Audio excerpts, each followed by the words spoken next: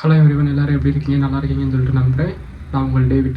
இந்த வீடியோவில் நம்ம எதை பற்றி பேச போகிறோம், எதை பற்றி பார்க்க போகிறோம் அப்படின்னா, இப்போ ரீசெண்டாகவே தமிழ்நாட்டில் ஒரு பிரச்சனை போயிட்டுருக்கு. அது என்ன அப்படின்னா, தமிழ்நாடு பஸ்ஸில் எதுலேயுமே தமிழ்நாடுங்கிற வார்த்தையே கிடையாது.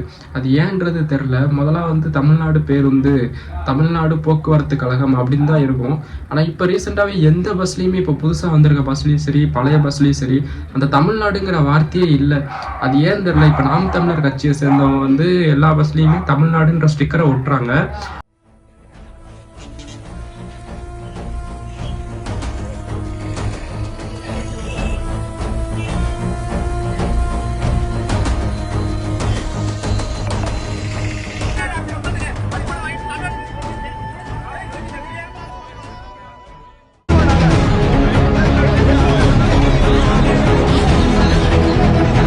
அதையுமே ஒட்டக்கூடாது அப்படின்னு வந்து போலீஸ்காரங்க தடுத்துட்டு இருக்காங்க.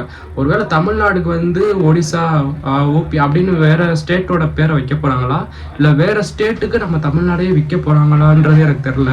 ஆனால் இப்போ இவங்க ஸ்டிக்கர் ஒட்டுறது வந்து இந்த தமிழ்நாடுக்கு, இந்த அரசியல்வாதிகளுக்கும் இந்த போலீஸ்க்கு என்ன பிரச்சனைன்னு தெரியல. தமிழ்நாட்டில் தான் பஸ் ஓடுது. ஸோ தமிழ்நாடுங்கிற வார்த்தை அந்த பஸ்ஸில் இருந்தால் என்ன பிரச்சனைன்னு நான் கேட்க வரேன். அவங்கள ஸ்டிக்கரே ஒட்ட விடாமல் போலீஸ் வந்து தடுக்கிறாங்க. இப்போ தமிழ்நாடுங்கிற வார்த்தை வந்து அந்த பஸ்ஸில் இருந்தால் என்ன பிரச்சனைன்னு நான் கேட்க வரேன். பஸ் வந்து தமிழ்நாடுக்குள்ளே தானே ஓடுது, இல்லை வேறு ஸ்டேட்டில் ஓடுதா, இல்லை வேறு ஸ்டேட்டுக்கு அந்த பஸ்ஸை எதுவும் விற்க போகிறீங்களா, இல்லை தமிழ்நாடே வேறு ஸ்டேட்டுக்கு விற்க போகிறீங்களா, இல்லை வேறு ஸ்டேட்டோட பேரை நம்ம தமிழ்நாட்டில் வச்சு அவங்கள இங்கே கொண்டு வந்து வாழ வைக்க போகிறீங்களான்னு எனக்கு தெரியலை. ஸோ அந்த பஸ்ஸில் வந்து அந்த ஸ்டிக்கர் இருக்கிறது என்ன பிரச்சனைன்னு தெரியல. அதை வந்து போலீஸ்காரங்க அவங்கள தடுத்து அந்த ஸ்டிக்கரை கசக்கி போடுறாங்க. ஸோ நான் என்ன சொல்ல வரேன் அப்படின்னா, போலீஸ் வந்து எதில் கவனம் செலுத்தணுமோ அதில் மட்டும் கவனம் செலுத்தணும். ஒரு நல்ல விஷயம் செஞ்சால் அதை போய் தடுக்கணும்னு நினைக்காதீங்க. இப்போ கூட ஒரு பிரச்சனை நடந்துச்சு. ஒரு ஹிந்திக்காரனை வந்து ட்ரெயினில் வச்சு அடித்து ஒரு ரொம்ப கொடூரமான முறையில் தாக்கி, அந்த இஷ்யூவில் வந்து நீங்கள் அந்தளவுக்கு என்ன பண்ணீங்கன்னு எனக்கு தெரியலை. ஸோ அந்த மாதிரி விஷயத்தில் நீங்கள் அவங்க கை காலை உடச்சி நடக்க வச்சு கூப்பிட்டு வந்தது அதெல்லாம் ஓகே. அதில் வந்து நீங்கள் கான்சன்ட்ரேஷன் பண்ணுறீங்க, ஓகே. அந்த திருத்தணி பிரச்சனை நடந்துக்கிட்டு இருக்கும் போதே அதே திருத்தணிலே திருப்பி இன்னொரு பிரச்சனையும் நடந்துச்சு. ஒரு ஜவுளி கடைக்காரனா திருப்பி ஒரு 2 பேர் சேர்ந்து அவரை அடித்து ஒரே அடியில் கீழே தள்ளிட்டாங்க. ஸோ அந்த இஷ்யூ என்னாச்சுன்றது எனக்கு தெரியல. ஸோ நியூ இயருக்கு முன்னாடி ஒருத்தன் 17 வயசு பொண்ணை 17 வயசு பொண்ணை வந்து ரேப் பண்ணியிருக்காங்க, அதாவது தவறான முறையில் நடந்திருக்கான் வீட்டிலேயே வச்சு அப்படின்னு ஒரு நியூஸ் வந்துச்சு. அது என்னாச்சுன்னு தெரியல. ஸோ இதெல்லாம் வந்து வைரல் ஆக்க மாட்டீங்க, இதிலலாம் அவங்க ஃபோக்கஸை நீங்கள் பண்ண மாட்டீங்க.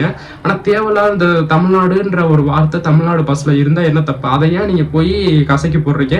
அவங்கள எதுக்காக தடுக்கிறீங்கன்னு எனக்கு தெரியலை. ஸோ தமிழ்நாடே நீங்கள் வேறு ஸ்டேட்டுக்கு விற்க போகிறீங்களா, இல்லை வேறு ஸ்டேட்டில் இருக்கவங்க மொத்தமாக கொண்டு வந்து நீங்கள் தமிழ்நாட்டில் வச்சு தமிழ்நாடோட பேரை வேறு ஸ்டேட் பேராக மாற்ற போகிறீங்களான்றது எனக்கு தெரியல. ஸோ இதை பற்றி நீங்கள் என்ன நினைக்கிறீங்க அப்படின்றத கமெண்ட்டில் சொல்லுங்கள். ஸோ நான் என்ன சொல்ல வரேன் அப்படின்னா, திரும்பவும் சொல்கிறேன், தேவையில்லாத விஷயத்தில் தான் நம்ம கவர்மெண்ட் ஆஃபீஸர்ஸு, அரசியல்வாதிகள்லாம் எது தேவையோ இல்லையோ அதில் தான் அவங்க கவனத்தை செலுத்துவாங்க. முக்கியமான பிரச்சனையெல்லாம் நடக்கும், அதெல்லாம் கண்டுக்கிறது கூட கிடையாது. இதெல்லாம் ஏன் தெரியலை. இந்த மாதிரி இன்ஃபர்மேஷனை தெரிஞ்சுக்கிறதுக்கு நம்ம சேனலை சப்ஸ்கிரைப் பண்ணி வச்சுக்கோங்க. ஸோ உங்கள் கருத்து என்னன்றதை கமெண்ட்டில் சொல்லுங்கள். இந்த வீடியோ நிறைய பேருக்கு ஷேர் பண்ணுங்கள் தயவு செஞ்சு. தேங்க்யூ ஃபார் வாட்சிங் திஸ் வீடியோ.